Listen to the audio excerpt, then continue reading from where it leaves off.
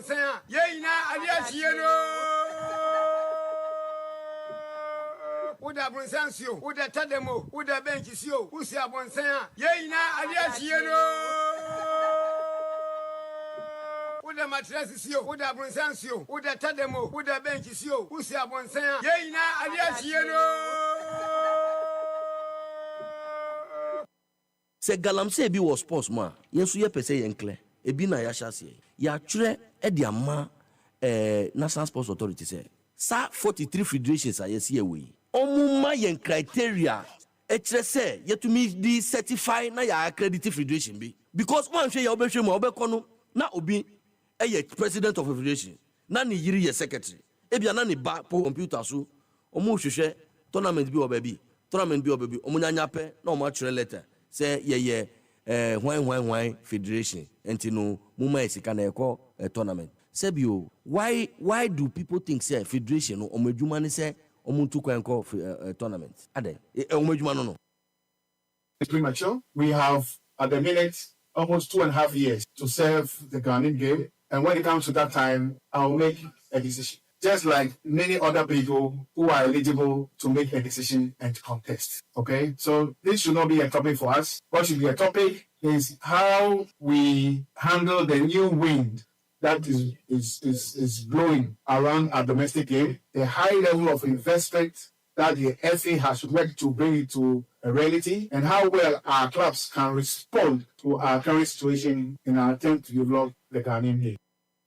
Master, to me, a tactical tactics, a plan being pressed on Faso. Now, sir, on the post as somebody back, achieve the ultimate aim. Underline that, me, sir, election, you are not proposing a friend, World Cup proposal. Obiako World Cup will be a Okonya Dolesino. Una over to me, a forfeit or we new amount to move from as far as I said, those who have interested to contest. The one World Cup will be a Master Okofa 50,000 or 500 million. Our if has been stop boxing na yen hwemo yue because to say me can show more boxing about 85%.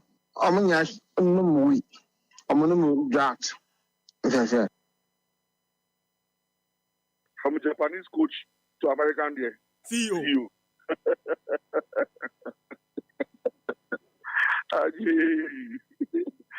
Accra House of Look.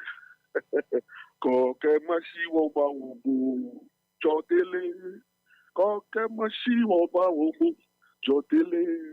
Koke mashi woba wobu jotele.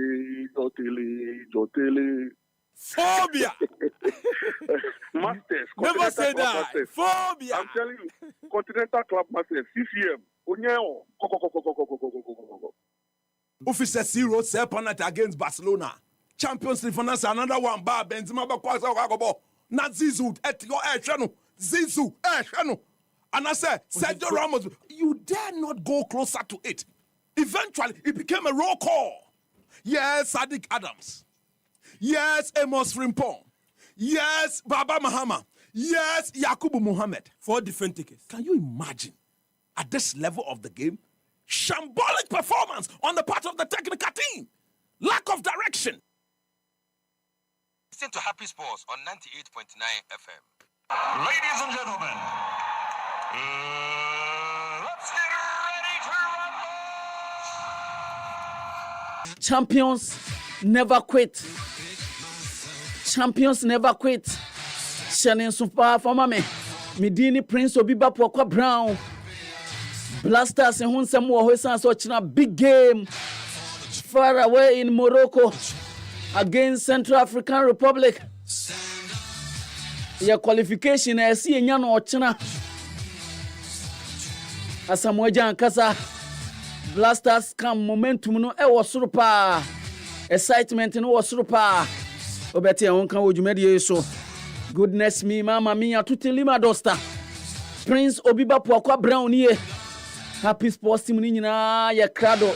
Kwa ansan Albright eno ahihye dwumadie nyina ena menso Obiba Prince Poakwa Brown me betenam na madi eho chiame. Happy Sports team ni nyina aye krado pa ena no pay ye de dwumadie ni nyina ebrewo pa enti hye Blasters ochina Ghana any Central African Republic ejina kono enei team no ebie camp Morocco players ni nyinaa aye crowd ye beko team ni camp na ye ni owura Henry Asante Twum akodi enkomo ho update no kra anything ye de hu nsem nyinaa ebeba enei ye ne former Blasters player ya preko coach ya preko ebedi nkomo dwumadie so yes ye betwetwe enkomo dwumadie so pa entime enko ba bia enenso ye brada brada nti o ha on sen ye de beba ye bebie phone lines no na wonso wakire wadwen agudie kwan so bebie how bia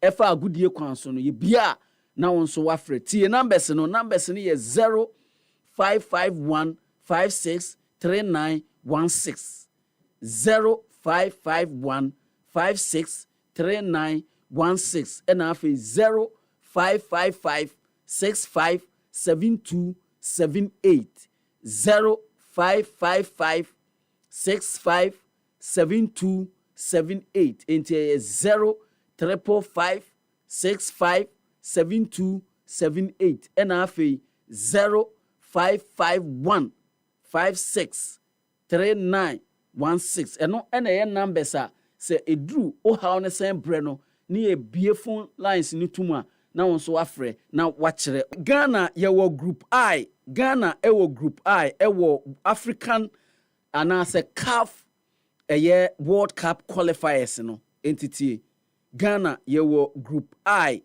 entity Ghana after run of 8 matches.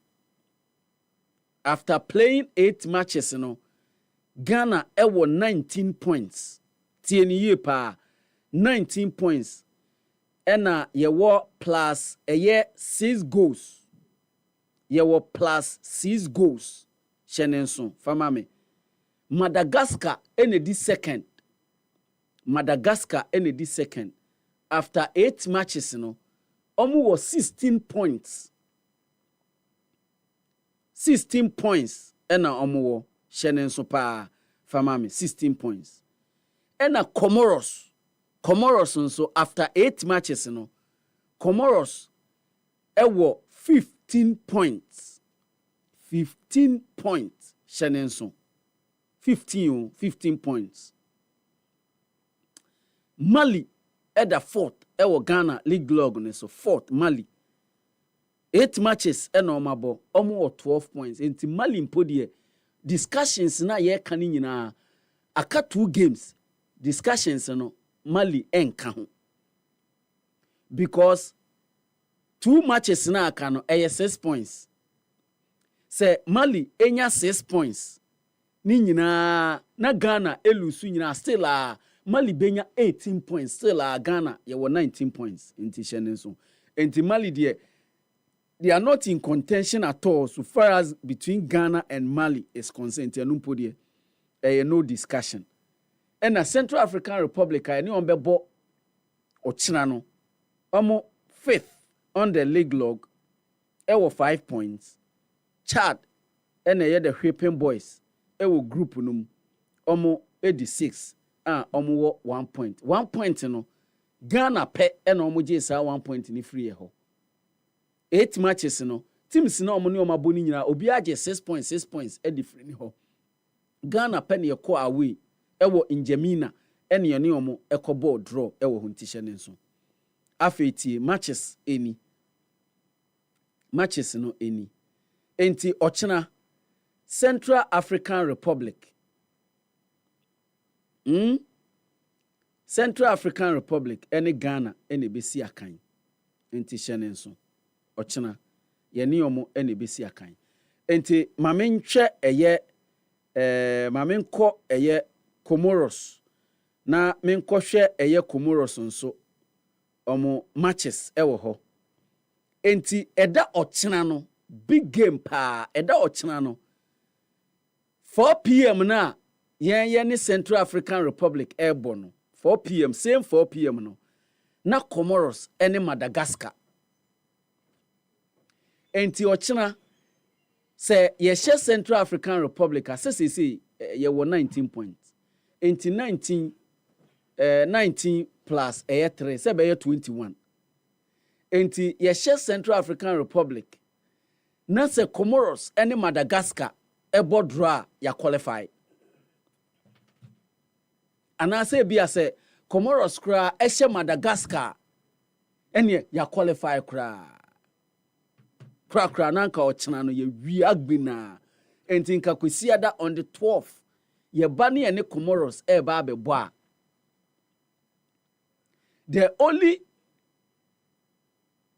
the only resource a Emma Ghana enya qualification ɔkyena no ɛbɛyɛ sɛ Madagascar ɛbɛhyɛ Comoros ba Madagascar nso ɛkɔ Comoros enti no sɛ Comoros ɛgye chi wɔn ɛbɔ wɔn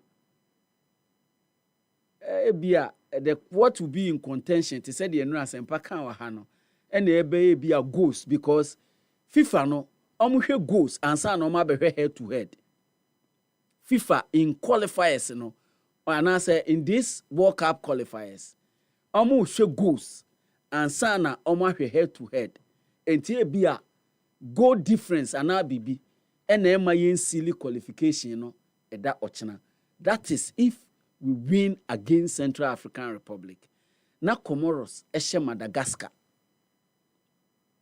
because Comoros ɛhyɛ Madagascar sesi Comoros ɔmo di third ɔmo wɔ 15 ɔmo hyɛ Madagascar ɔmo ba benya 18 meboa ɔmo ba benya 18 yɛn yɛhyɛ ɛbɛkɔ 21 so ati ase enti 18 no ɔmo last game on Sunday no say 18 plus 3 ɛbɛyɛ sɛn 18 plus 3 ɛbɛyɛ sɛn 21 hyɛne nsoma me 21 yɛn yɛwɔ 19 sese ya 19 plus 3 ɛbɛyɛ 22 19 plus 3 ɛbɛyɛ 22 enti sɛ ɔmo wini na yɛn wini kura mpa a utilong yɛde 22 points ɛkɔ that is see it hyɛ Central African Republic na ɔmo nso hyɛ Madagascar ba sɛ Madagascar ɛkɔ Comoros ɔkyena na ɔmo konya win na yɛn ne Central African Republic ɔkyena no sɛ yɛntimi anya win a ɛne at all cost ɛsi ɛkye Comoros on Sunday ɛhyɛ ɔmo wɔ ha ansa na qualification no aba Krobia Asante Atenase minua Pepo Sudeshi mechiao ɛma wakɔ aba Mijeoso Obiba apomu yɛdeɛ nyame adom enura no breni wo mu kakra na obreni wo mu kakra enura na wanya bibia no kakra ka onware nka waware de amebusa ase nka wonya light soup bi nom ye emang se wa wo sa mang na wo ene nkita pa mekai mekɔ ahonyehia mu se ya ya na me na mesi do na yemam okufie nanka wa ya yemam ba sɛnea yɛyɛ aka akwantuo mu yɛde na gye sɛ fie kɔ ne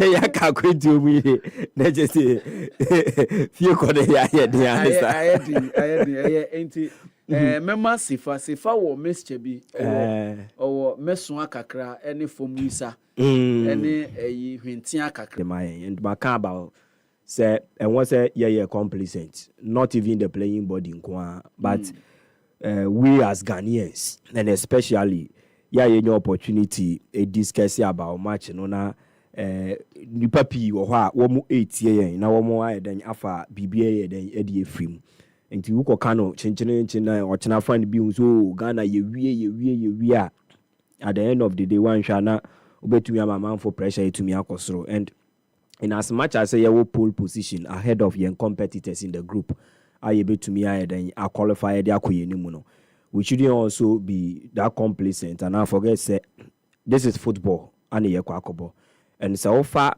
table no amongst the 6 teams 3 of them are capable of securing the qualification, not even Ghana alone.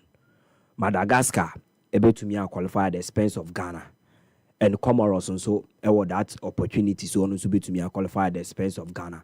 Comoros they know they are they know the goal difference Ghana between women and Comoros. Currently Ghana be 11 plus goals having scored 17 and conceded 6. It's there were 11 plus goals. Yes. Unlike Comoros are almost 11 goals, I conceded 10 and the plus of 1. And it depended how and our total number of goals are Comoros Ebeshedi Madagascar. And also that against Ghana. Because Comoros football, almost say 2 games to play to complete the group stages and I said the qualifiers.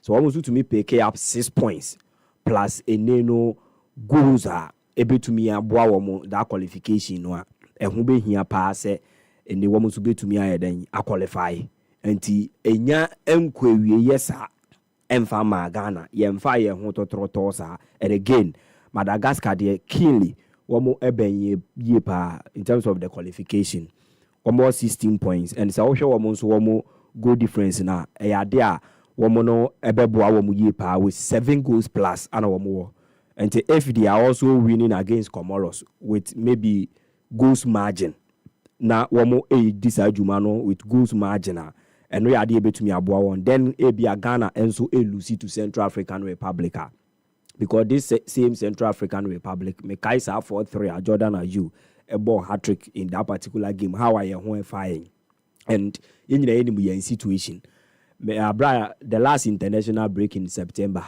ye kwako remu ewo eneno Chad ene wo mo kwako bono minim nipa dodo a na nka ye ya wo mo betumi ehu se Chad be kwako pick even a point was a particular game mu having played their eneno or entire games na wo mo ntumi enya den enya even a win and the only point wo mo tumi enya so far as the groups na are concerned having played 8 total games na eno ana wo mo nya fi Ghana ho ba akope and Tuomuko police are surprised in the and we should also forget that a Sana Central African Republic and so we then able to me pay recent results are when also nina efi via na yakone yakwako guye hu animu ase and we shouldn't let any room for a no complacency na yankoni yanku disadwuma no ewo hono and of course we can only hope a football a group stages you play to a mass certain number of points at the end of the day,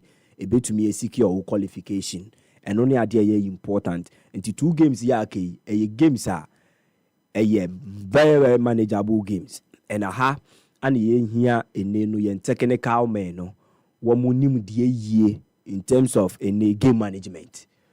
Okona udi kind kokosheba akwa na se emu edin se obetu me add another goal. I was saying to me map up a plan, a strategy in game management. Ube to me manage the only goal be a washer in the game. Now we to me I then Edinya with 3 points. And one thing many edge and where them out to ado. He has not impressed me that much as said the with the quality of materials, individuals I were and they having listened and read some of DNA. Nim said ya Ghana ye pese ye bo African Brazilians into see a channel from that angle there nim say we've not lived up to it and that openia ye friend in auto ado but the most important thing no resource some time passed now ye heli coaches ye heli and resource at the expense of good football and I say total number of goals able to me a per game. And yenya 1 goal project and amilo ama yet to me in the grand finale.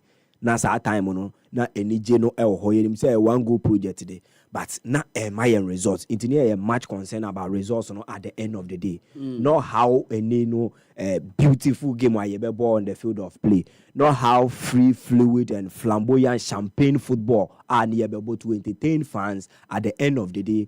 Now we kwa lose game no. Until now the main priority is to secure that World Cup and sport at the expense of these 2 competitors, Madagascar and Comoros. Comoros there we share any more chances in India. I think Ghana could have 65% say to me qualify the age and also 35% for Comoros. But here Madagascar there 60-40. I who be here say you be to me akwa Central African Republic. Then yedi yenin so ebetite ya tamfo so wo mo match wo mo kwa akobo Comoros ene Madagascar e game ba ko a dia Ghana ni bia hwehwe pa no ene te sa game no ebe pai ente se Comoros e wini Comoros winning no more winning with goals margin. It puts pressure on us because in the last game ewa Accra yengen hu bida yengen hu Sudan yengen hu Niger yengen hu bida and the bia make say sa pressure no even young coach na original bench na nkasa no esuro pressure. That is why Niger betumi ahye yen ye pe qualification na Niger aba be hye yen wo Ghana ha na yakwa akote oka na coach beti si park so e kan bibi pa e den e de yen nti coach no ankasa no ono ankasa e manage team and not only the team under pressure decisive movement no on share dan ye den and try and clearly so who no e touchline e movements like that who say pressure ye den e no so they were sweaty referee nya ball na ben 30 seconds na atade nyina afọ nti for this e was ye nyina ye moa na ye make sure say enye coach nko na betumi aye supporters play key role, major role, and we any other stakeholders. When you say ministry, I am as early as 2 weeks before, say a baby a window, Now the financial aspect of it, Honorable Kofi Adams, oil sector minister, no. Now why you be a kama a disclosure amount a bit to me a beam any other, and when you say players, the last September international break I buy sikasem ne ho budget e buy a ye nyina ye burebure su bia no na e raise consensus be from players in the camp it is even coach bi kura nso aketua ho se minim se now wo mu nyina e hwe the bigger picture say World Cup ne ba beko and in fact we ye coach na ene oman no de wo ka we ye player na e bia wo feel say ubonus bi say ya kate so na say bibi na munyina mo was our reservation no mo bibi say mo betumi ne mpanifo edi ho nkomo ne ade a this time secure the qualification first say na wetumi aye adwuma no akwa qualify ya now ubetumi aba bargaining for what a bigger financial way ubetumi aye de akọ because ene motumi secure qualification na yenyina ye ni amount a ebetumi epie mu e wo World Cup yi mu in fact qualifying alone playing in the group stages alone ade ba ko ebetumi aye den aboa intino sa time no ya qualify we no say players no so issues be with regards to one monsu sikasemu. I think they also have leader in their midst Jordan Pierre you complementing and no the deputies are one monsu ewom na one to mean penify aye den edin komo after say ye secure sa World Cup in the nord no e di ewie nti players no so no emfa bibia anya den ento omochi na wo monhwe the bigger picture stage na ye nyina ye ba beko no we a global tournament ni ye beko akowre mu and we a player even this AFCON we are an African player na AFCON ya ye kwa akoboyi December sa time na leagues ni ade den ekoso e wo the major European scene mu but we are an African player na uni match and a tournament no ekoso the vibes around it na o national team went to me and Kubia. Also be feel pain be. And players say jiwo mudin wa tournament na sia. And to woman share AFCON na woman to me and qualifying. And meaning say woman nyina no to me at beyond any reasonable doubt that woman fancy World Cup no more than the AFCON. Even in the situation where na ye bo AFCON qualifiers, na ye bo World Cup qualifiers in the same window no. Ye performance no more than it. Ye kobo AFCON qualifiers no more kwa Lucy. But in that same vein, ye bo World Cup qualifiers no more winning. It clearly tells you even the mindset of the players when it comes to these two tournament. Na da ye nim say ye be to me akọ. They let us down the AFCON sports and now World Cup on one way to me actually and one way consistent in their performances. It be a 1 or 2 games be a na ye so much say ye be kwa grind the resource na into me anye den ambanisa but all in all so share group no any performance or more than idea me o performing really well at the amame because anka ye truncate performance and more than they do AFCON qualifiers in the be we shouldn't even have any chance of anka by now ye topic group no enti ye be bo ma baso ewo sa regard ni mu now the technical men and so nkonko ye wo madwuma yie the other deputies are womu deputize opinion friend coach Otuado womu so enye womu adwuma yie and ye call into a game wa ehun ehia ye pa dan de aye ba bebo wakra ha no which is Central African Republic we okay then now do we need back one share de aye be so between Madagascar and so any Comoros and a game aye ni yenyina wo se ye hwe nim se de be ya enioma betumi aye den akoyie and so to me at the am I and on the 8th right nti and on the 7th on the 7th nti ochna ene ochna na Ghana ni Comoros ni nyina Comoros and Madagascar be born na Ghana so Central Africa nti sa ye bo ni nyina no concurrently the same time 4 p.m. 4 p.m. and sa games ni nyina na and Sunday dey na so ni nyina so 7 p.m. 7 p.m. and sa game no kodwa sa game o china game no Comoros and Madagascar game na crucial for qualification pa I think say a draw you perfect a draw do us some good draw perfect and dear be mana ye hu no say bia Madagascar e be kwa akɔhye and the Comoros so dear mani be ye hu pa no say Madagascar be kwa akɔhye Comoros because na yensu yenya results against Central African Republic yes because ohwe Madagascar to me kɔhye Comoros e wo chance so no so betumi qualify odo e den mane de but was our opportunity no per the mathematics I woman any football the uncertainties are sometimes it to me then eba and is our share say one more ebe go in with their full force say one more kwako per sa results no against Madagascar and one more mindset e cause our game we mu no e ade a one more be boss our game against Madagascar with all seriousness so mbetum denya and is ankofa ho na Madagascar etumi e peke sa momentum no e konya sa results no ha their last game will be against Mali. And in that game, even the players nankasa are club side in leagues egusua ekoso. Mali ni mu se ono already on kasi ni ho.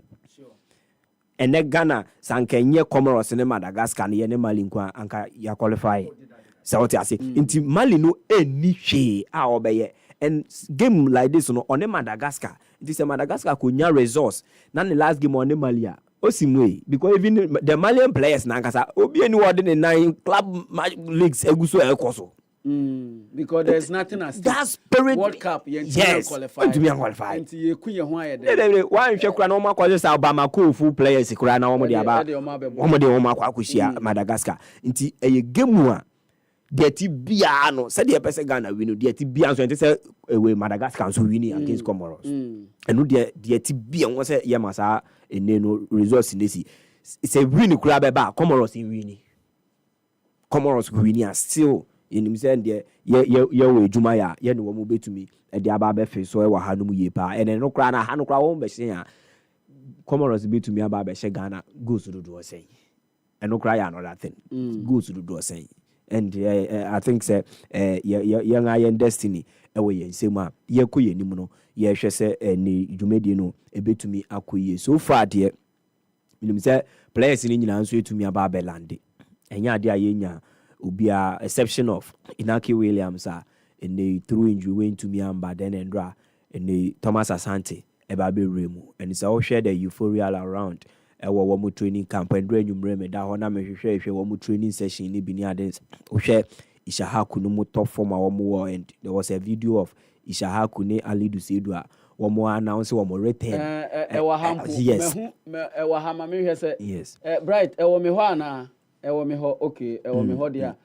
Krobia wa boso a eye papa wa boso eye me hu Alidu Seydua after a long absence from eye team no wa babaka nani aje papa onisha akunyina nti wo mo be no yes our video ni say wo mo return wo mo back into the scene Krobia yenti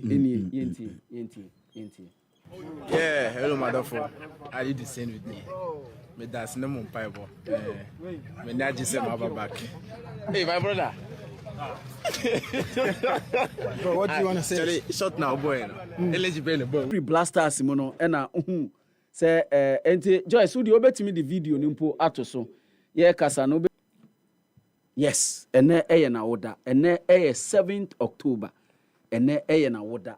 Ene eye na woda papa enti ene cancel. Me de cancel ana me frɛ no. Me ne no ye kontokwa ne abom ye kontokwa ne abom sa but oye me nua prekope oye me nua prekope pa. Me kan me ne mabusua de kan oye bebre e de amai. We have that a very close friendship and relationship with him. We so much cherish that friendship now. Meneno any mebusia any one. Enti General Secretary of the Ghana Football Association, lawyer Prosper Harrison Ado Esquire. On behalf of the Happy Sports Team Nina and Happy FM and my own personal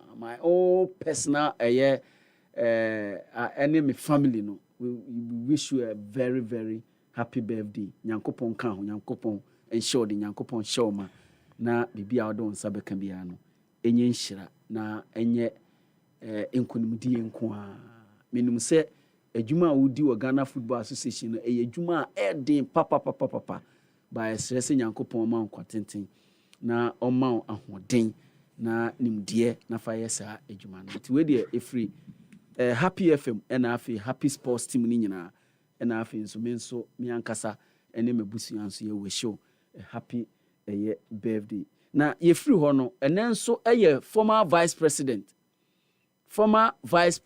His Excellency Dr. Alhaji Mahmoud Baumia and then so ye birthday into ono so Happy FM 98.9 yeah mano happy birthday na dey obon to say MPP for be say yi ni biom as flag bearer enti me sure say birthday we could be concerned ne papa because the bigger picture and say oba be flag bearer biom e dey ama the opposition New Patriotic Party enti ne your excellency say happy birthday nyankopon show ma I know your love for the needy and the privileged nyame emphasize akoma na won so na onfa enhira ene die baby adu no o haw ne sen ewo agudie kwan so enti course no emra medical announce phone lines no deda but for the sake of emphasis enti ma mensan mosu biem 0555657278 and afi 0551563916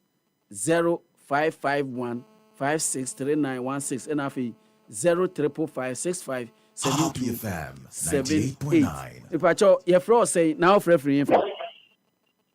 If I show me, you might do not have a parliament because I see a chamber so. A chamber so yima, me uncle yet you. I must say, I'm happy from the Jadona Adrian. I am what the boy. No, Kaka, no, black, I want to say. The crab of a coach, Utuado, or a scout coach. When you want sort of coach. Field of play, no, who that is your information. I have body. Born, I ready, sir. Benign, as I say. Ready, sir. And also the Franco competition. Yamekan say, Kakran, football celebration now, what do you want? It's me, my dear, qualify a core cap, and it may say, who were negating a coin and their coach on way. Now, no, did you say? Imagine me a bra Brian Mono, you qualify nothing. The coach will be what I am qualified. The market on the whole. The friend apart on that. Medase, sir, also wafre, Medase, sir, pala on swafre, a frost, and offer free infant. The family Kelvin because I fit them out. Kelvin, one on committee. And I may have a come across the folk. This is a problem because you're not strikers. Hamza is our share. Hamza Ofi Arrows by and now on shed and develop a Kofa Abra, Frank Abra, FE Vision. Also by inexperience, intuition has a goalkeeping department in a okay, defenders ni okay, midfielders ni okay. Any mono and I say experience in the onti, yes, for took me your 9 good for me, said January, young quarter striker can see a bacopa, our Ghana, say being in Ghana, your friend in Africa, then quarter striker. And no enemy how any. Medase pa, medase, uhano, a yepa, your frost saying, oh, free infant. Hello, your friend say free fan. Happy FM 98.9. Oh, when to me engine some patch or sign free beam. But your friend say free fan. Obiba we Oko United supporter. Kwaku obi nkisi mu anon committee o. Nyamisra for Obiba no nyam kese. Nyamisra wo. Misra ko bia. Na me offer odi asemba kwa me ware. Ofa misra nyamisra no boy. Na me tell Oko United supporters na Obiba misre. Yesre Black Star players no. Omunim ne yeda omanim. Yesrom. World Cup no. Every player that goes or I think goes to the World Cup to go and play no. The highest of the Mundial. Yes, Rome. Or China, they should make sure that they are qualified for us. They are qualified. They should win and win. They should qualify tomorrow. Not young Empire, Comoros, and Madagascar, and any draw. And my yes, they can't afford not to lose this match or even a draw. Draw crime, why? Yes, Rome. Medasi Kwaku obi nkisi na moten nkan ye fro say wo frefre fa. Ye frame you can separate tabula. Idi mpacho mu anon committee o. Presidential. Mpacho majo so. Which you could do interview no. Yes. But then okay. Oh, say Timo bia mpo macho. Omo mu hia World Cup the same new league. Yes. My horseless me fire adwin say because of say akwa American team. Omo yi omo akoye yi ana mo so we bomb. Omo mu hia World Cup the share. I say wo awe wadwumi. Tell the bia person ko when we ahead of the sports lambo. Praise. Kakra. Some so cool. Sana mo so person ko ko so obi o tie kudu si interview bia after omo dey talk match no. Obi o tie the interview bia say omo dey problem some qualify.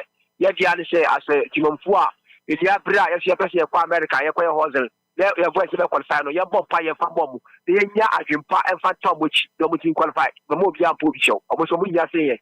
Medasi. Me nso medasi idi e na oten nkan ye fro say wo frefre fa. Oh, onkasa mpacho onsu betimi afre numbers no 0551563916 and afi 0355657278 mpacho ye fro say o frefre fa FM ma ko me ka say Kofodu abeto ma ko mu anon committee o me pacho china 4 p.m. Ghana time. Eno so ena mauko enso on the obebusa Ghana time no pacho china Ghana game no 4 p.m. Ghana time. Live commentary we happy 98.9 FM ye de bebro Ghana's 5-star Kwaku Ansan Albright ebetena se na on the rest of the team ni nyina the commentary play by play commentary abro ye for say o frefre fa. Hello. Yes, pacho Ben Ben Jumu radio ne kakra ema me why na kasa mitio. Yo, mpacho na me bisa say local players are fair no. Adent na ya fair omo. Oh, se coach no esusu se omo modembo. Wo soro on beboa omo ba timu no ebetimi akonanim. Omo modembo e so na ya fair omo na omo akotina bench wa hwe Benjamin Asare say from local to national team and say sure my local players yen use my why yo mate medase your fro say na so free fa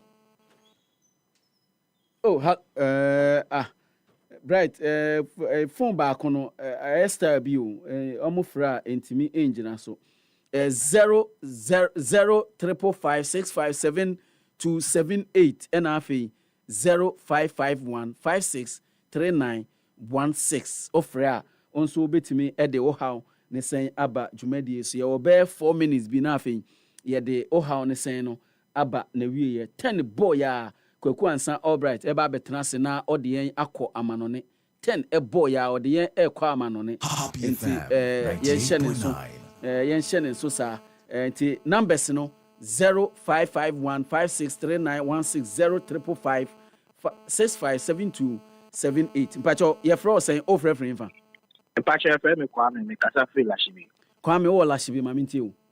Okay, then the person me tell say coach me dey Eddie Bashir Hayford I think na up to my national team yenya man position because coach Bashir Hayford me more e was so call Lions so team our builder consistently they be oyeduma nti coach Bashir Hayford ade oni alliance bi na And I say we should down the Ghana they be a one and no more mama Coach Bashir Report. Ocean League Awaji or Ghana has say from Power FC to Mediama to Kotoko to big teams. Why Juma Lions and Obo Juma and over here coaching Kitty but not with the national team. So not Coach Bashir Report, yeah, money be.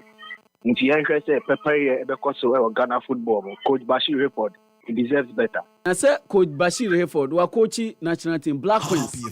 In 2018, in 2018, one another Black Queens coach.